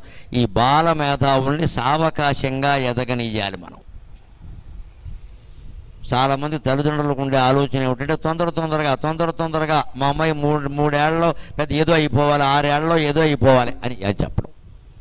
ఈ తొందర పెట్టడం వల్ల ఏమవుతుందంటే వాళ్ళ మేధాశక్తి పెరక్కపోగా నాశనం అవుతుంది. అది పిందె కాయ అవ్వడానికి, కాయ పండవడానికి పట్టే సమయం ఒకటి ఉంది. అందుకని పిల్లలు సావకాశంగా నైపుణ్యాన్ని పెంచుకునే ప్రయత్నం చేయనియాలి తప్ప వాళ్ళని అప్రయత్నంగా తొందరగా ఎదిగించేద్దామని వాళ్ళ మీద ఒత్తిడి చేయొద్దు. ఈ ఒత్తిడి ఎంతవరకు వెళ్ళింది అంటే ఎదిగే మనుషుల్ని ఎదగనీయకుండాను ఇంజక్షన్లు చేస్తున్నారు, చిన్నపిల్లల్ని ఎదగడానికి ఇంజక్షన్లు చేస్తున్నారు తల్లిదండ్రులే స్వయంగా. నేను ఇంక ప్రస్తావిస్తే బాగుండదు ఎందుకోసం అనేది. ఆ అమ్మాయి పొరపాటుని సినిమాల్లో చేరి బాలనటిగా వేసింది అంటే తొందరగా ఎదిగితే హీరోయిన్ అవకాశాలు వస్తాయి కదా అని ఇంజక్షన్లు చేస్తున్నారు.